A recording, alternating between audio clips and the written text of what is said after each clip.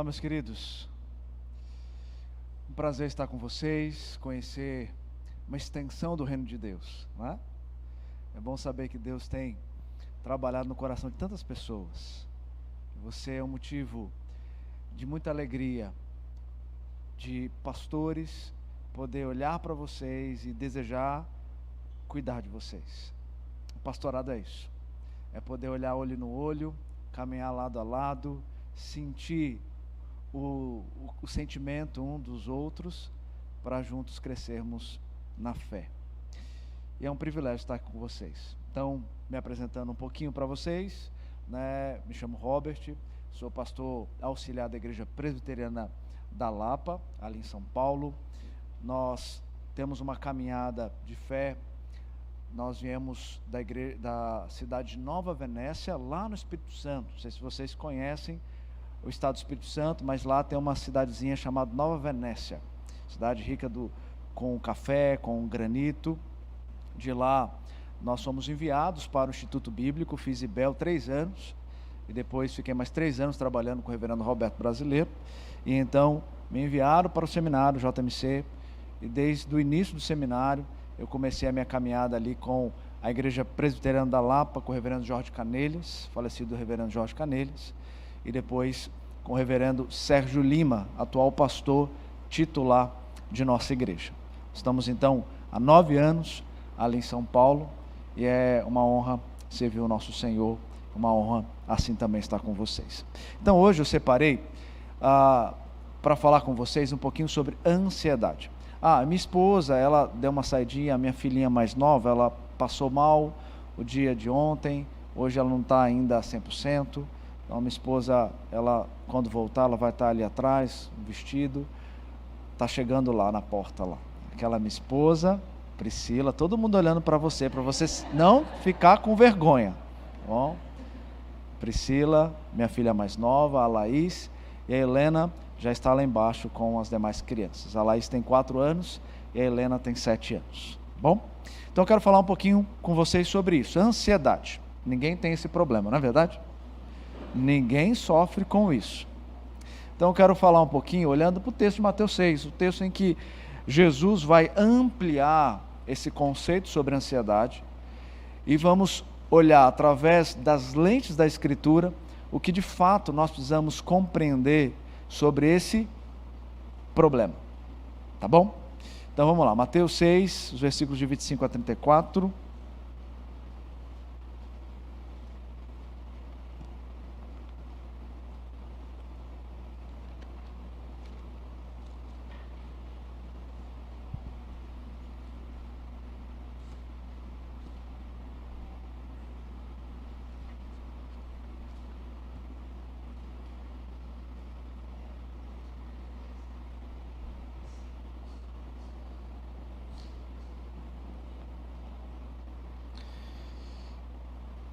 Olha o que diz o texto.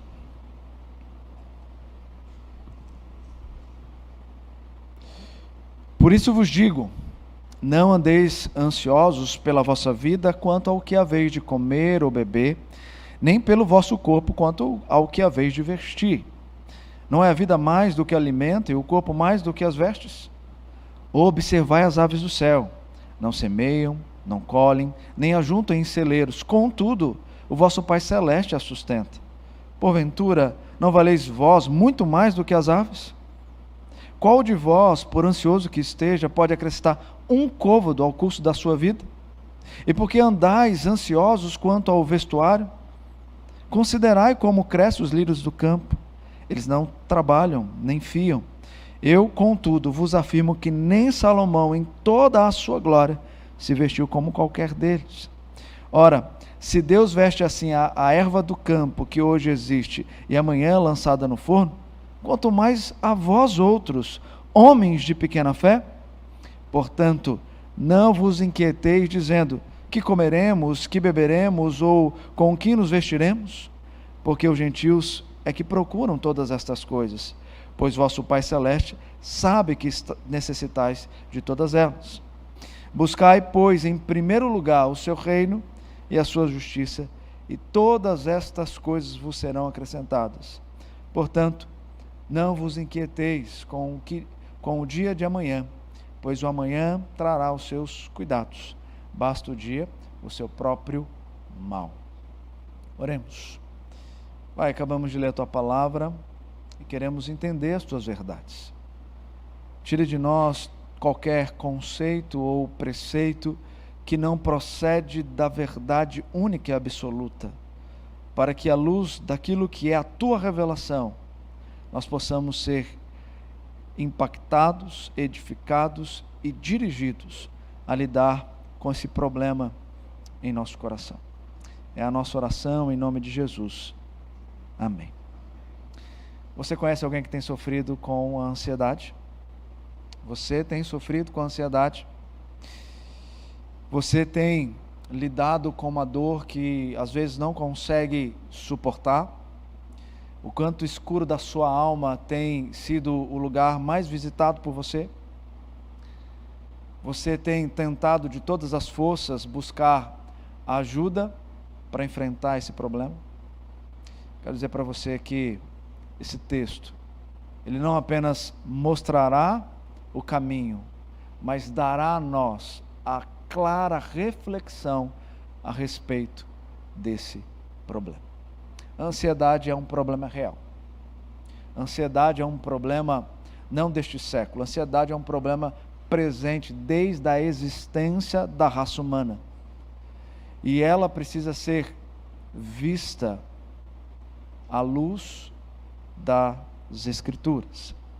Então nós vamos caminhar pensando e refletindo a respeito disso.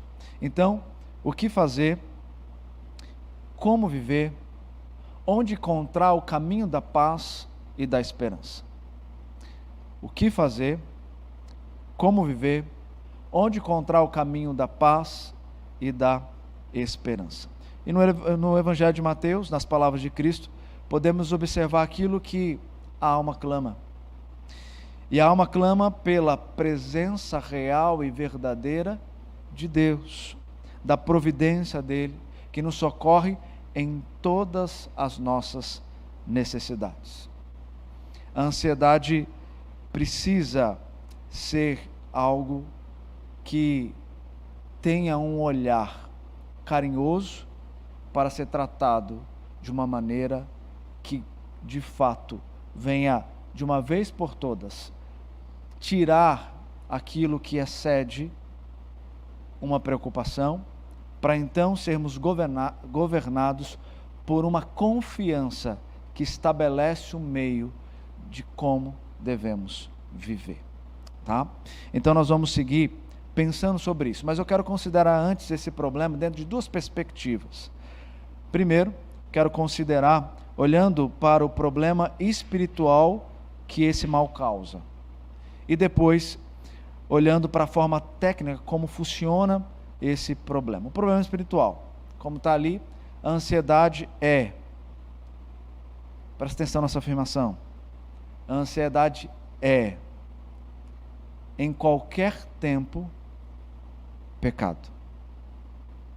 Vou repetir. A ansiedade é, em qualquer tempo, pecado. Porque transgride prescrições bíblicas. Olha no texto, verso 25, você tem aí Jesus dizendo: não andeis ansiosos. Esse verbo está no imperativo presente e ligado ao advérbio de negação. Esse verbo no original está dizendo: você precisa interromper agora a sua ansiedade e não mais vivê-la. Quando Jesus diz não andeis ansiosos, Ele está afirmando que isso tem que ser interrompido nesse exato momento. Não andeis ansiosos. E o texto também vai dizer no verso 31, portanto, não vos inquieteis. Já esse verbo está no auristo, é uma nomenclatura que nós temos no grego, E ele então trabalha dentro do mesmo conceito. A ideia é que existe uma ação no futuro, essa ação no futuro, ela precisa ser interrompida. Então, quando Jesus está dizendo, não vos inquieteis, pensando nisso como uma ação que ainda vai acontecer, ele está dizendo, antes mesmo que aconteça, não inquieteis. Então, primeiro ele diz, se você está ansioso, interrompe isso agora. Se você vai se inquietar no futuro, você também precisa interromper isso, antes mesmo que aconteça. Também o texto vai dizer para nós, pode passar, no verso 34, vai reafirmar também, na conclusão de Jesus, o não vos inquieteis, a mesma coisa como nós falamos. E quando você vai para Filipenses capítulo 4, versículo 6, Paulo vai reiterar isso, quando ele diz lá, não andeis ansiosos de coisa alguma. A mesma ideia do verso 25. Entende? Quem está dizendo que a ansiedade é um problema? Jesus. Quem está falando que essa ansiedade precisa ser interrompida? Jesus. E como a ansiedade afeta a nossa estrutura, nós vamos ver no decorrer do texto. Tá bom? E o problema então, técnico, nós vamos ver. Pode passar o slide. Pode passar outro. Isso. Nós podemos definir a ansiedade como uma reação inadequada às situações.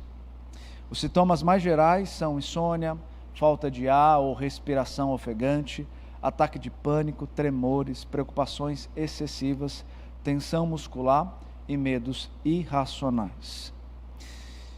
Pode passar? Agora, pensando dentro dessa estrutura, à luz de uma antropologia bíblica, tá? Dentro da antropologia bíblica, Jesus e a Escritura trabalham mostrando para nós. Obrigado.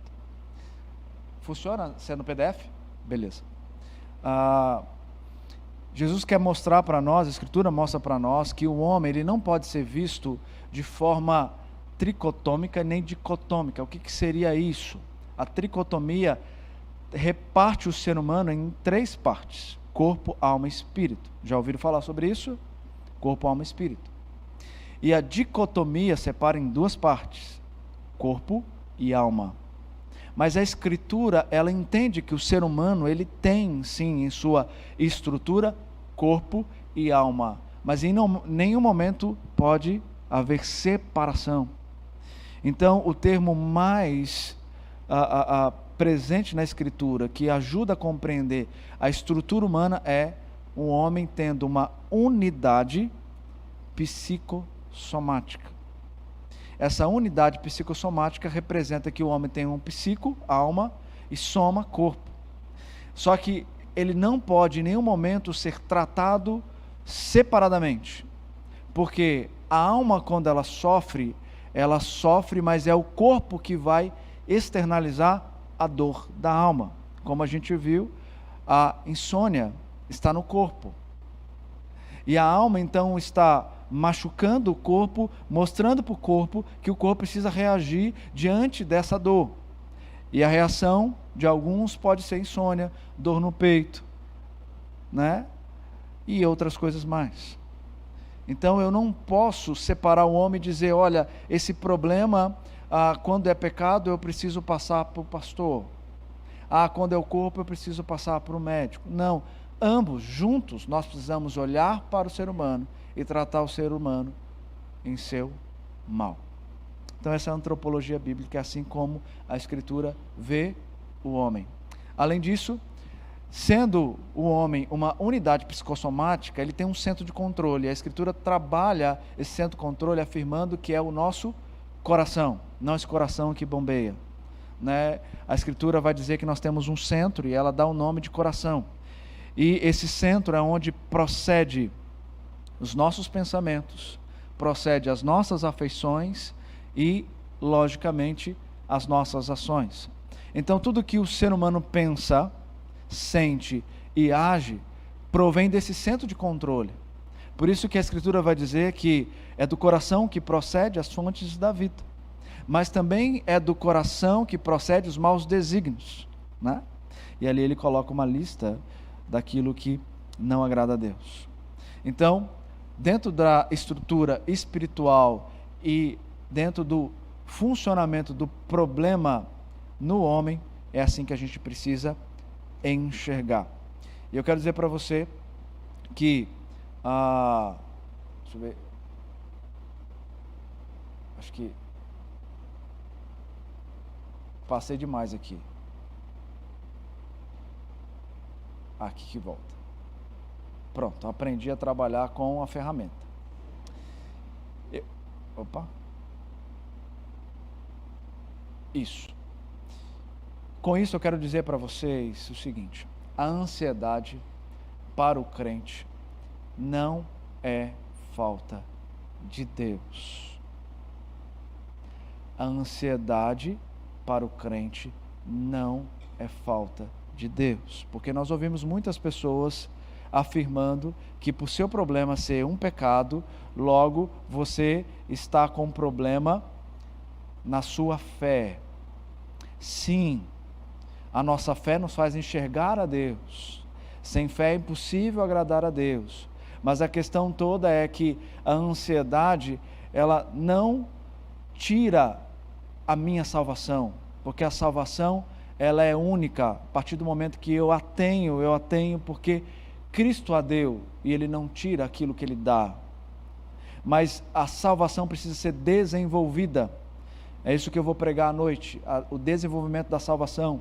Mas esse desenvolvimento da salvação requer lidar com o despojamento do pecado e o revestir das virtudes de Deus. E nesse processo pode haver um interrompimento por conta de vozes que eu passo a ouvir mais para o pecado do que para com as coisas de Deus. Então, quando eu escuto mais a minha dor do que a luz que me socorre diante da minha dor, eu tenho uma fraqueza na minha fé, mas isso não quer dizer que eu deixei de ser crente. E isso é importante por quê? Porque pessoas que estão passando por um problema tão grave, numa ansiedade tão profunda, a tendência dessas pessoas é questionar se de fato são ou não filhos de Deus. Perguntam: será que de fato Cristo me salvou? Porque não faz sentido eu sentir uma dor e Ele não aliviar minha dor. Eu acho que Ele não alivia minha dor porque eu não sou dele. Porque se eu fosse dele, Ele já tinha tirado isso de mim. Mas esses questionamentos na mente provêm do que eu estou ouvindo, que é a dor, e não a voz de Deus. Tá bom? Então, diante dessa introdução, só foi introdução, nós vamos caminhar olhando exegeticamente para o texto, tá bom? Então, bora lá. O texto vai nos ajudar a entender o que Jesus diz, por que Ele diz e como nós devemos viver diante daquilo que Ele diz, tá bom? Então, em primeiro lugar, o que Jesus diz.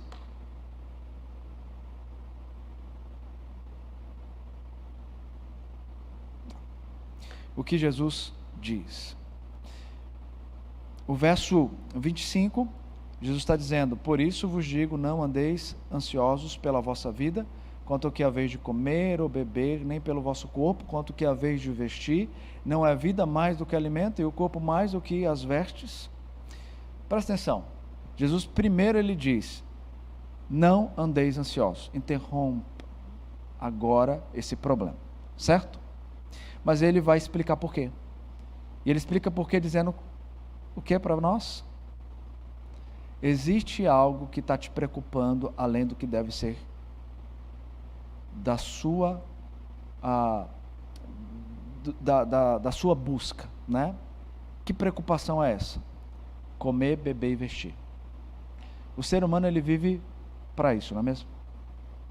A nossa tendência é nascer, viver e se preparar para poder ser E dentro do ser, eu busco bom emprego, diante de uma boa faculdade, para que eu tenha bons recursos, para dar o melhor para mim e para aqueles que estarão comigo.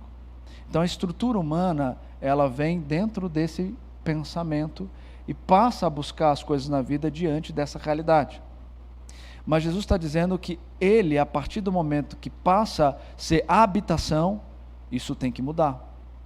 Você deve sim buscar ser o melhor trabalhador, mas o resultado do seu trabalho não está na tua força, mas na capacitação que ele provê a você, para que você consiga então lidar com aquilo que você vai fazer.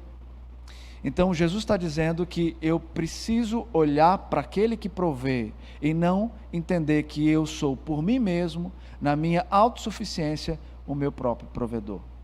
E a ansiedade vai mostrar para nós um problema. Autossuficiência é resultado de ansiedade.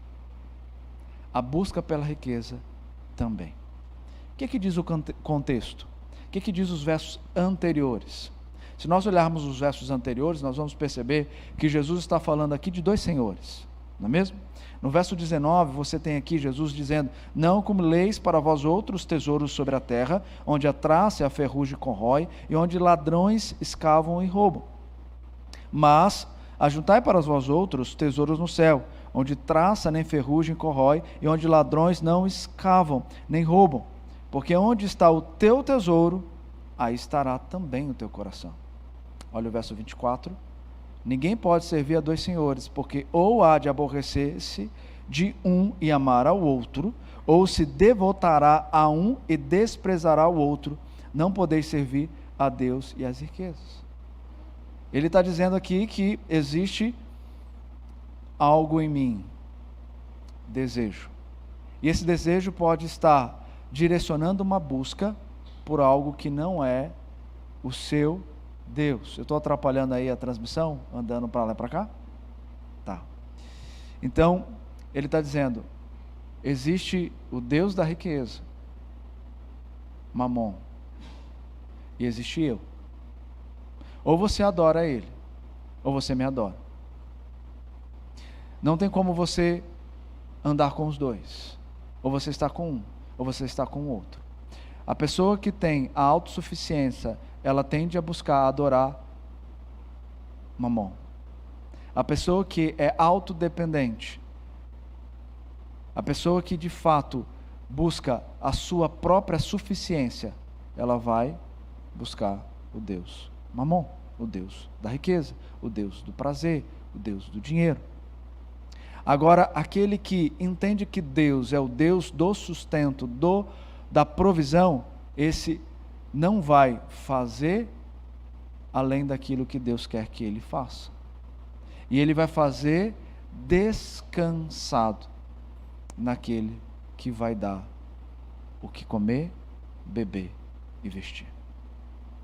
Veja onde nós estamos. Então, Jesus vai dizer que a ansiedade, que significa uma preocupação ou uma inquietação, que excede ao normal, porque nós se preocupamos, né? Mas aquilo que excede o normal, o natural, causa uma ansiedade além do controle, uma inquietação que não te faz descansar. Então, isso tem que ser interrompido. E esse é um grande desafio para o homem, porque a preocupação excessiva é uma tentação em nossas vidas. Nós dizemos muitas vezes que confiamos em Deus, porém na hora de exercer essa confiança diante de uma tribulação, nós voltamos os olhos para quem? Para nós mesmos. E às vezes nós pensamos às vezes até sem externar: Deus, eu sei que tu dizes que provê para mim o meu alimento, mas eu quero fazer conforme o meu querer, conforme a minha vontade. Nós não sabemos descansar em Deus. nós sabemos descansar aonde temos controle. Aonde perdemos o controle, nós não descansamos, nós nos inquietamos. Não é verdade? Mas Jesus está dizendo que quem tem o controle é Ele. Logo, descansar nele não é perder controle, mas é saber que quem vai controlar não vai deixar você desesperado, mas vai deixar você com esperança. Entendeu? Então Jesus está dizendo isso. A preocupação contínua por algo, também revela falta de conhecimento de Deus. Já pararam para pensar nisso? A preocupação contínua por algo revela falta de conhecimento de Deus. Por quê? Quanto eu mais conheço a Deus, mais eu vou querer desenvolver a fé nele, não é mesmo?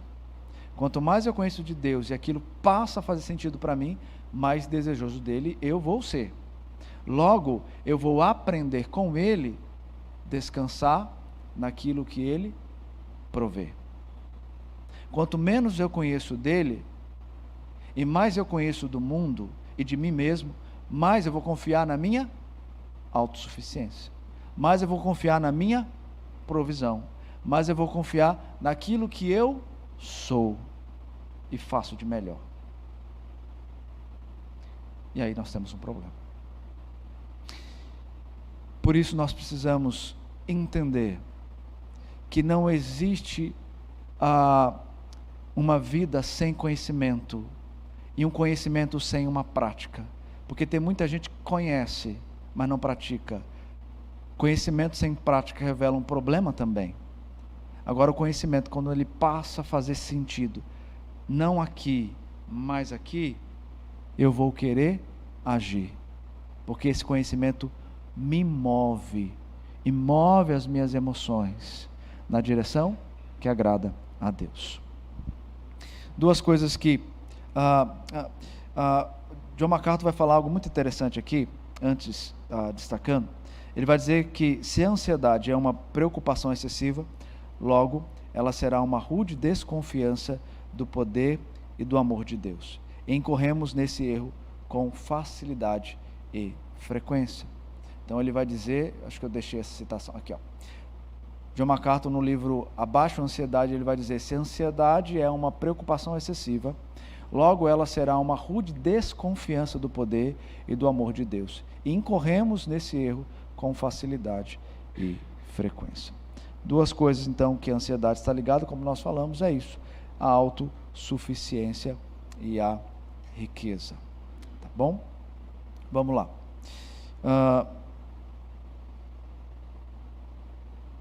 Ok, o verso 26 vai chamar a nossa atenção para algo que Jesus vai exemplificar. O verso 16 diz: observai as aves do céu, não semeiam, não colhem, nem ajuntam em celeiros, contudo vosso Pai Celeste a sustenta. Porventura não valeis vós muito mais do que as aves? Olha a construção que Jesus está trazendo. Primeiro ele faz uma afirmação: pare, interrompa o problema com ansiedade, porque isso é pecado. Ponto. Depois ele vai então vai explicar para nós por que isso é pecado. Porque você está preocupado com o pão, você está preocupado com a vestimenta, você está preocupado com o sustento, mas isso eu que dou. Aí ele chama agora a atenção para olharmos para um exemplo, o exemplo de Cristo. O exemplo que Cristo dá é o exemplo aqui das aves dos céus. Ele está chamando para a gente observar. O observar aqui é olhar atentamente, olhar com um olhar de investigação. Ele está dizendo: observar como as aves comem, como elas ajuntam, como elas se sustentam. Elas têm toda a capacidade cognitiva que eu e você temos? Não tem. Mas por que ela consegue se alimentar e sobreviver? Porque Deus colocou no coração, colocou na ave o instinto. E esse instinto leva a buscar, diante da necessidade, o alimento para a existência. Então, se você olha para a ave, vê essas aves lindas e maravilhosas, que não têm o que nós temos, e elas conseguem viver e trazer beleza, muito mais eu e você, que somos criados à imagem e semelhança de Deus. Jesus então vai no âmago do nosso coração para afirmar: se a ave se alimenta e eu a sustento, quanto mais vocês que carregam a minha imagem, quanto mais vocês que foram escolhidos para viver e gerenciar toda a minha criação. Por que vocês precisam lutar com esse mal? Quem de vós, inclusive, pode acrescentar uma hora em sua vida? Além de afirmar que Ele é que nos sustenta, Ele vai dizer: olha, quem pode acrescentar um côvado ao curso da sua vida? Ninguém. Nós passamos aí por aquele tempo muito complicado, difícil da pandemia. E nós tivemos, inclusive, no auge da doença, de ter que nos trancafiar dentro de casa. E nós achávamos, à luz daquilo que estava sendo dito pela ciência, que esse era o caminho para não morrermos, porque não seríamos contaminados e não iríamos contaminar outros. Quando Jesus está dizendo que eu não posso acrescentar um côvado da nossa vida, Ele está dizendo que você pode fazer isso, mas se eu te chamar, não é isso que vai te livrar da vida, da morte, porque a vida pertence a mim. Eu a dou, eu a tiro quando eu quiser. E isso tudo está traçado no plano eterno. Ou seja, nós podemos ficar dentro de casa, nós podemos não ter contato com ninguém, nós podemos usar máscara o tempo todo, mas isso será só paliativo diante daquilo que já está determinado, porque quando Deus chama, não é isso que vai te livrar da morte. Mas o cristão, quando ele é chamado por Deus a passar pela morte, não é algo ruim, porque é um chamado para se aliviar das dores terrenas e de toda a maldição que provém da queda, para desfrutar da presença real de um Deus vivo e verdadeiro. Presença essa que nós desfrutaremos na eternidade. Por isso que o crente não deveria ter medo da morte. Mas Jesus diz, justamente para mostrar que não é o que você produz que vai trazer mais tempo de vida, não é o que você faz que vai dar mais longevidade, não é a busca por um corpo definido que vai trazer para você uma melhor estrutura na sua vida, mas sim a forma como você vive a sua vida na presença de Deus. A forma como você vive a sua vida na presença de Deus. Então é isso que Jesus está chamando a atenção. Então Ele está dizendo que nós não devemos nos preocupar, porque assim como Ele alimenta o pássaro, a ave, assim também Ele nos alimenta. Ele continua, Ele vai mostrar agora para nós o exemplo que se encontra no verso 28. E por que andais ansiosos quanto ao vestuário? Considerai como crescem os lírios do campo, eles não trabalham, nem fiam. Eu, contudo, vos afirmo que nem Salomão, em toda a sua glória, se vestiu como qualquer deles. Jesus está dizendo que Ele que adorna a campina de esplendor. E por isso, também nós não devemos andar ansiosos. Quando você abre o guarda-roupa da sua esposa, falando aqui, né, como homem, quando você abre o guarda-roupa da sua filha, após ela dizer para você, não tenho roupa. Meu esposo, não tenho roupa. Hoje eu não vou para a igreja porque eu não tenho roupa. E você questiona, olha isso tudo, e você está dizendo que não tem. Então tem algum problema. E aí você busca usar desculpas, né? Para levá-lo comprar a roupa para você. Ou para você dizer, justificar o porquê que você comprou aquela roupa sem falar com ele. Então, Jesus está dizendo, não é isso que deve ocupar a sua mente. Não é essa preocupação que deve ocupar a sua mente. Sabe por quê? Porque se você busca isso como algo que te satisfaz, você está revelando que o seu Deus é o seu guarda-roupa. O seu Deus é a sua aparência, é a sua autoimagem. E isso é pecado. Você tem que cuidar? Tem. Mas isso não pode tornar a força motriz da tua existência. Não. Você tem que andar bonita para o seu marido, né? Suas filhas têm que andar bonitas também para conseguir achar um marido, não é? Seja crente. Mas isso não pode ser a prioridade. Se você quiser aprender um pouquinho mais sobre autoimagem, tem um texto lá em 1 Pedro capítulo 3, os versos 3 a 4. Anote aí e depois estude esse texto. Ali Pedro vai falar um pouco sobre a autoimagem. E quando nós buscamos isso, isso vai acarretar em insatisfação.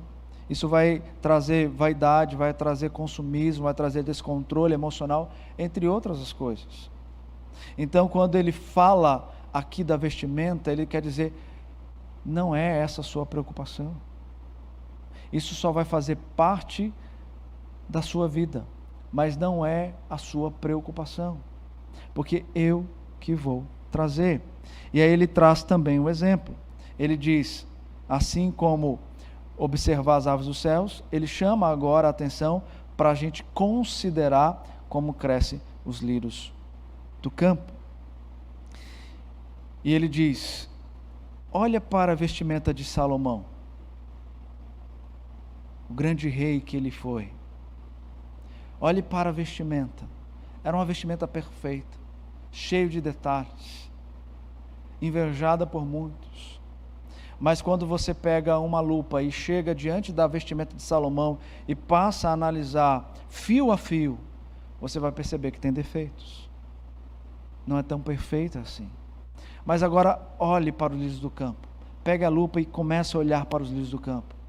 Encontre alguma imperfeição? Não há. Encontre algum problema? Não há. Comece a perceber as texturas. Tudo desenhado perfeitamente. Isso está dizendo, viu?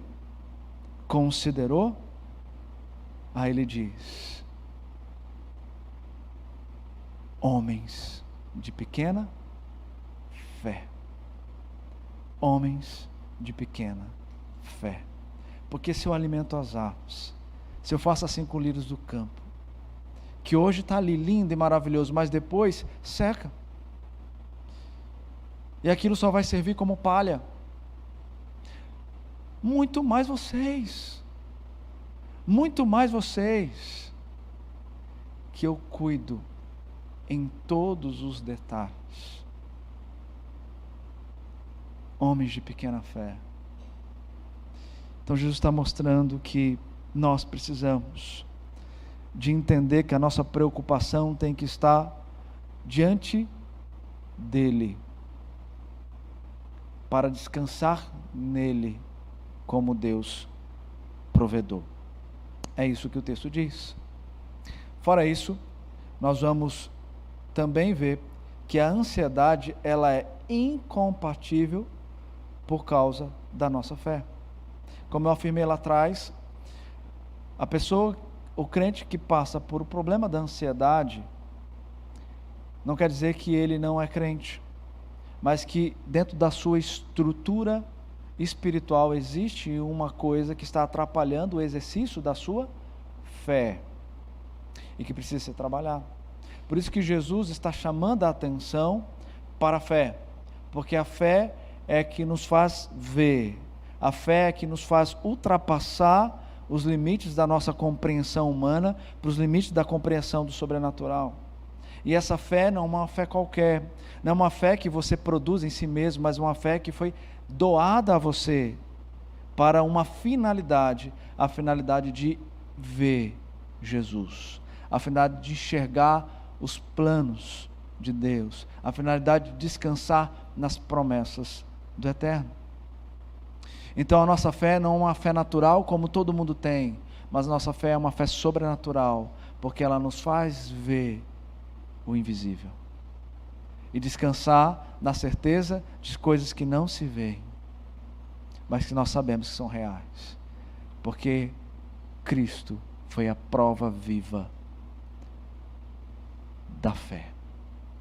Cristo foi a prova viva da fé, quando Ele se entregou por nós.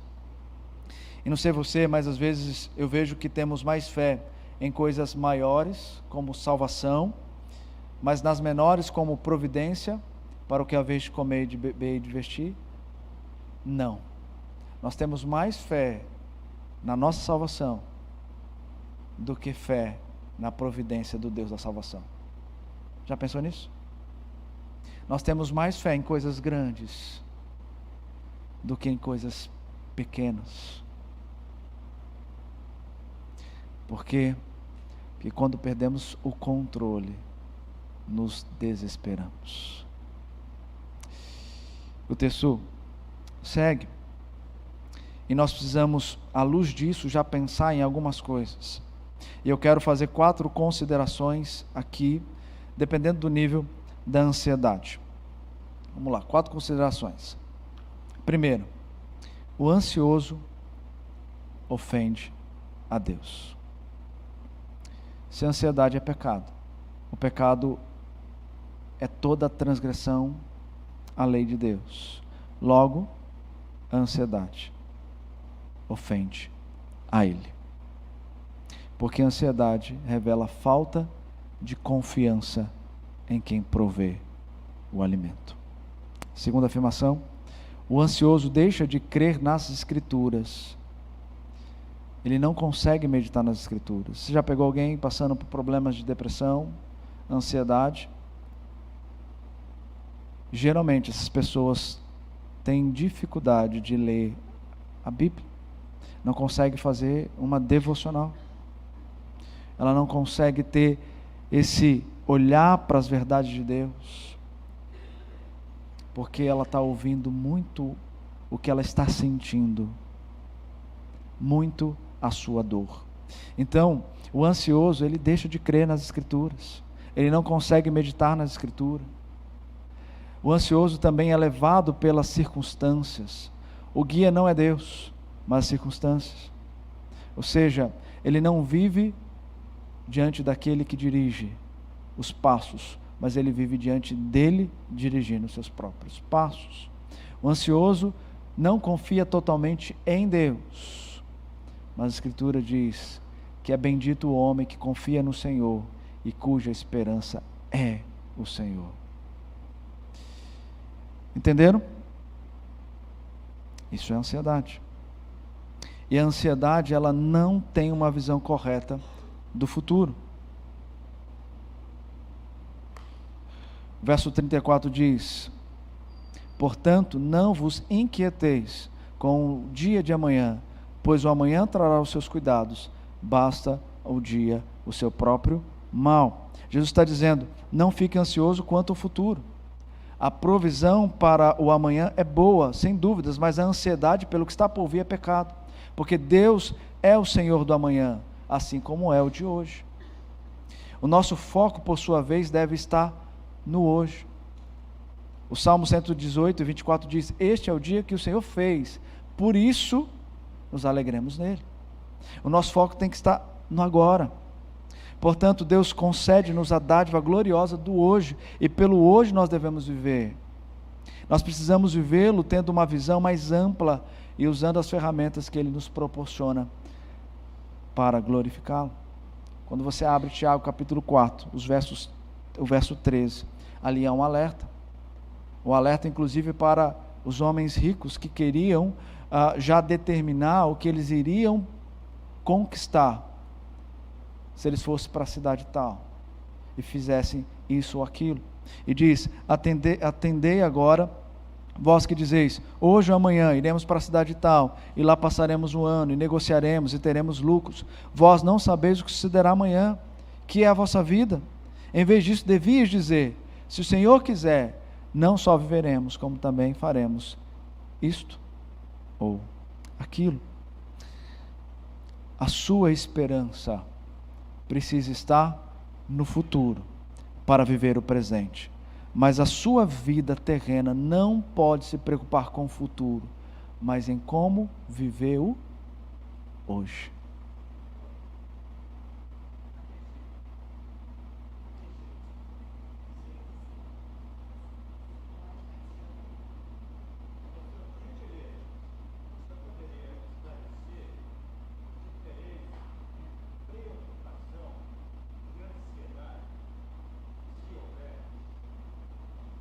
Beleza.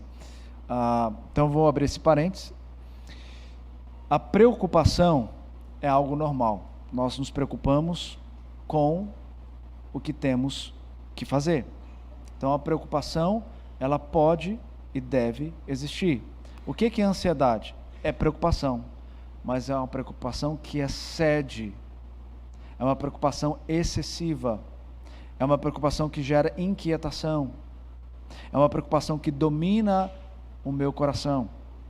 Então, essa preocupação que excede aquilo que eu devo me preocupar, tendo em vista o Deus que provê o que eu preciso, então essa preocupação é a ansiedade. Tá bom? Vamos seguir. No final, se vocês quiserem fazer pergunta, a gente responde também se houver tempo, né, reverendo?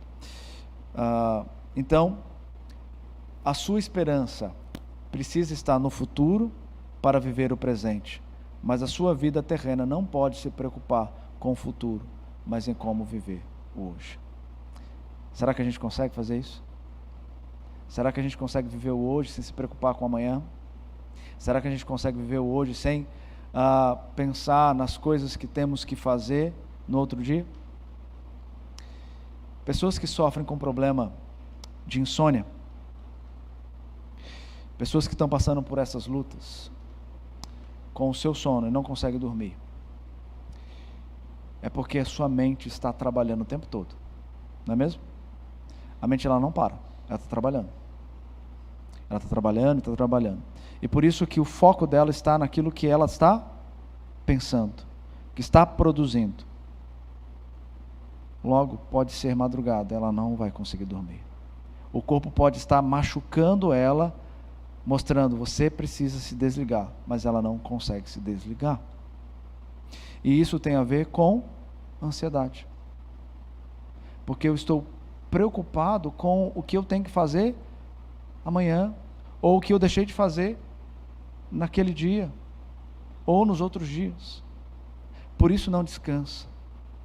O Salmo 4 vai dizer que em paz me deito e logo pego no sono, porque o Senhor só tu me faz repousar seguro. Se o Senhor é quem nos faz repousar seguro, logo eu estou descansado em quem eu confio. Eu estou descansado naquele que vai direcionar o meu dia, naquele que de fato vai governar a minha vida, naquele que vai centralizar os meus pensamentos dentro da sua própria vontade. Entendeu? Ok. Por isso, o verso 33 é para nós o clímax daquilo que Jesus vai mostrar. Ele mostrou o que, o porquê, e agora ele vai falar como devemos lidar com esse problema? Mudando o foco da ansiedade. E mudar o foco da ansiedade é entender prioridade. Olha o verso 33. Buscai, pois, em primeiro lugar o seu reino e a sua justiça, e as demais coisas vos serão acrescentadas. Seguindo também o que Paulo diz lá em Colossenses capítulo 3, verso 2, nós podemos dizer: dirija os seus pensamentos para o alto, e Deus cuidará de todas as suas necessidades aqui embaixo. Não é isso que diz Colossenses capítulo 3? Pensai e buscai as coisas do alto, não as que são daqui da terra. Então, se nós, de fato, direcionarmos os nossos pensamentos para o alto, para viver o presente, nós vamos conseguir viver o presente, harmonizando com a vontade de Deus e descansando na provisão que também vem dele. A palavra grega aqui para primeiro, ela se chama protos. E a ideia do texto é: você tem uma escala de prioridade, uma escala de prioridade que você tem que mudar quase todo dia, não é? Dentro dessa escala de prioridade, você precisa ter algo que não deve mudar. É o buscar o Senhor. Então, o texto está dizendo: buscar em primeiro lugar, ou seja, na sua escala de prioridade, é ali que Jesus deve estar. Todas as outras prioridades, elas vão, pela dinâmica da sua vida, vão mudar. E deve mudar. Mas essa, não pode mudar. Essa tem que ocupar o primeiro lugar da sua vida. Se nós conseguíssemos levantar com a Bíblia na mão e com o coração em oração, entendendo o que a Escritura diz e colocando em prática logo depois, pode ter certeza, a preocupação vai existir, mas ela não vai exceder os limites do permitido. Não vai exceder os limites do permitido. Por isso eu quero concluir dizendo para vocês que nós temos que olhar para Jesus. O meu socorro vem do Senhor, que fez os céus e a terra. Nós temos que escutar a voz do Senhor. Nós temos que parar de escutar a nós mesmos. Nós temos que parar de escutar o mundo. Nós temos que parar de escutar aquilo que o mundo quer moldar a vida em mim. Mas para ser moldado por aquele que me fez um com Ele.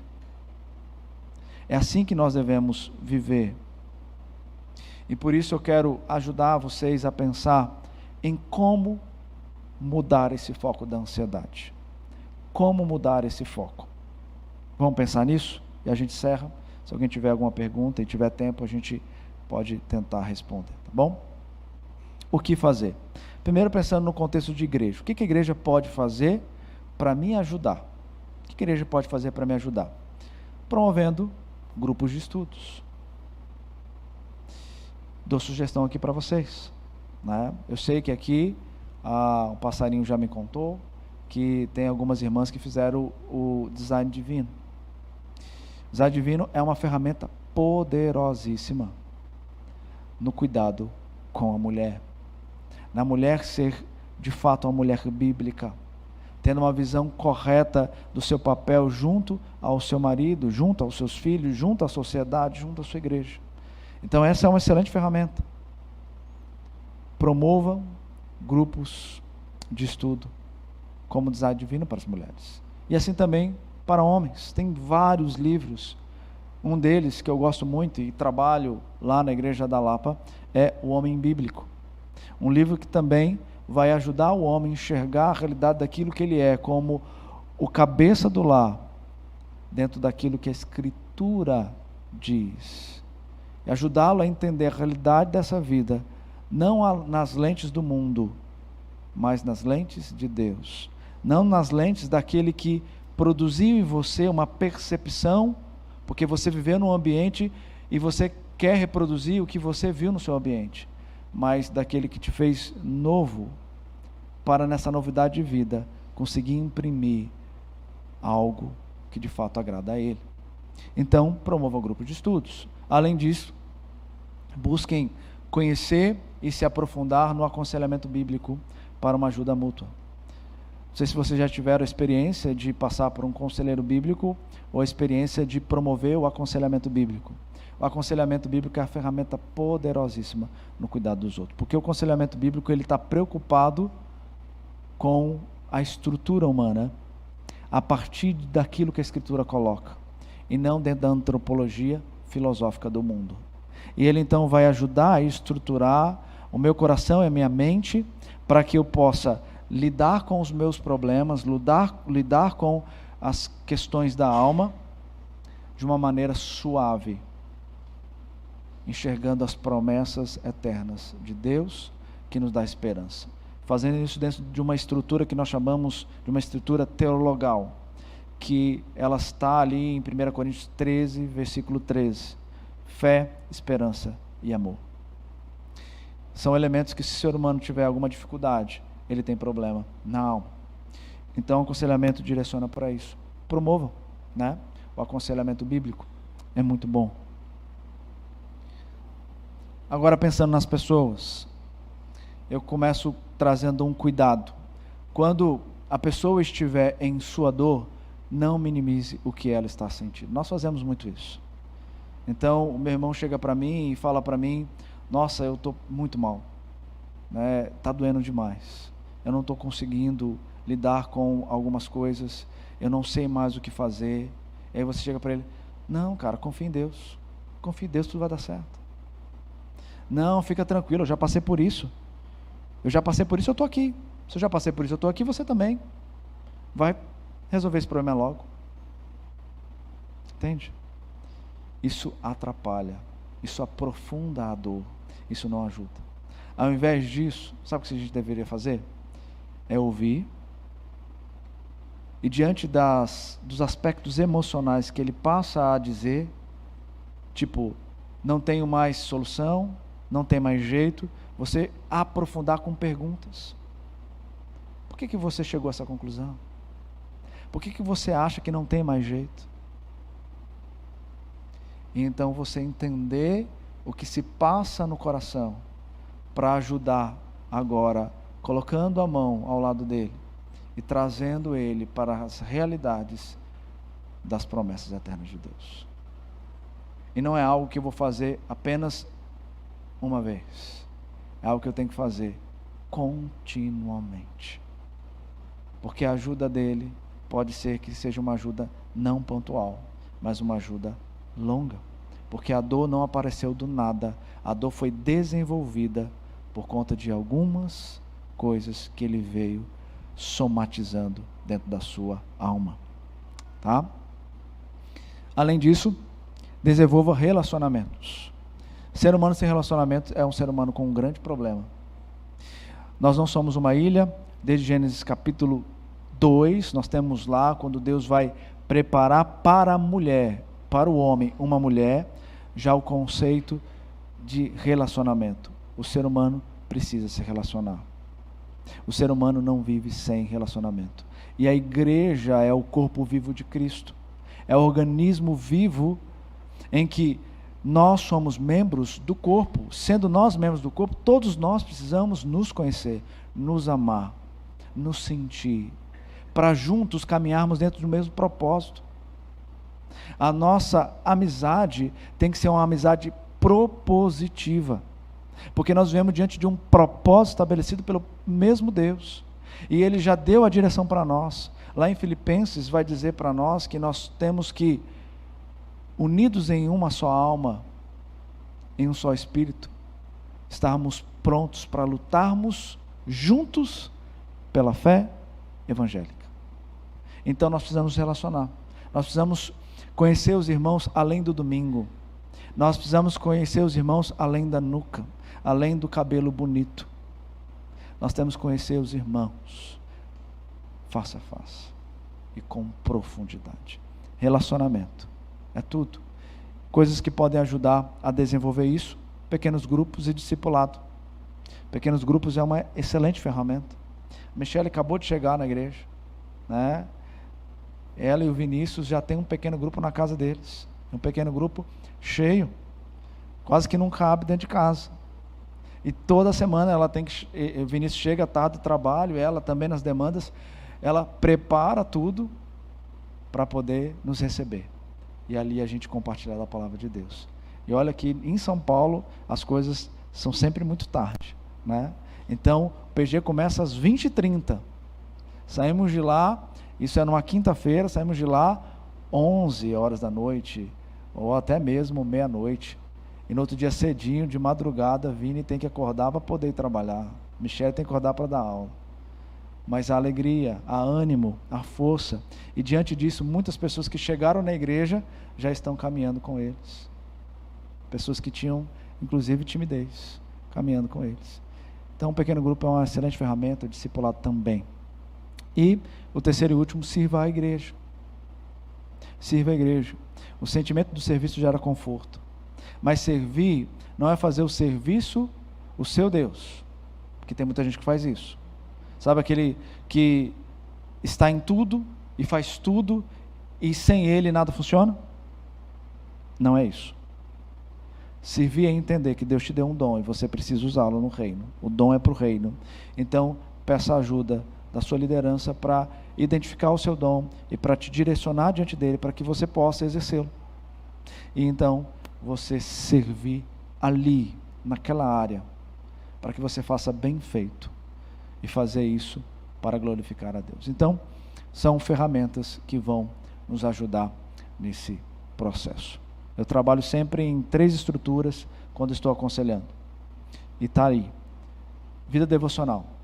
Primeira coisa que eu preciso ajudar o crente é fazer uma devocional. Às vezes tem crentes antigos de igreja que não conseguem fazer uma devocional. Só fazem uma leitura bíblica. Devocional e leitura bíblica são coisas diferentes. Devocional, leitura bíblica e estudo são 3 coisas diferentes. Então eu preciso ensinar ele a fazer uma devocional. E colocar a devocional como primeiro elemento da sua vida, do seu dia. Então acordar estudando. Acordar fazendo a sua devocional para que as verdades possam ser aplicadas durante o seu dia. Segundo, relacionamento. E terceiro, o serviço dentro da igreja. Então o ser humano ele precisa caminhar nessas 3 direções. Se ainda não estiver, vamos buscar fazer para a gente poder juntos desenvolver uma maturidade cristã que vai desvencilhar dos problemas como a própria ansiedade. Tá bom? É isso que eu queria compartilhar com vocês. Deus possa nos abençoar. Quero orar com vocês. Obrigado, Senhor, por esse tempo. Obrigado porque podemos compartilhar a Tua palavra e entender que o Senhor tem verdades para nós. Às vezes nós buscamos diante do mundo algo que não é o que o Senhor diz na Tua palavra. Tratamos o problema como ansiedade, como um problema que não é pecado. Isso não gera conforto, não gera esperança, não gera ânimo, não gera de fato uma vivência que te agrada. Mas quando nós passamos a tratar do problema com a ajuda do Senhor, nós vamos entender que o doador da alma não só deu, mas como precisa habitar nela para então dirigir os nossos pensamentos, as nossas emoções e as nossas atitudes. Obrigado por esta igreja, Igreja Presbiteriana de Indaiatuba, por esses crentes, por esses irmãos em Cristo Jesus, pela expansão do Teu reino aqui. Continue a conduzir o reverendo Paulo, todo o conselho e demais líderes desta igreja, a fazer dela uma igreja que ame o Senhor, que se relaciona com as pessoas, uma igreja que busca servir aqui e aonde o Senhor chamar, para a glória do Teu nome. E se tem aqui, Deus, alguém que passando por a luta da ansiedade, da depressão, que o Senhor possa visitar, que a Tua palavra possa adentrar, governar, e assim a pessoa possa enxergar a luz do Senhor. Essa é a nossa oração, em nome de Jesus. Amém. Depois, se alguém quiser conversar comigo, vai ser um prazer, tá? Eu não vim aqui somente para ficar no púlpito e olhar para vocês. Eu quero poder cumprimentar vocês, tá bom? E se quiserem conversar alguma coisa, eu estarei à disposição para isso também. Deus abençoe.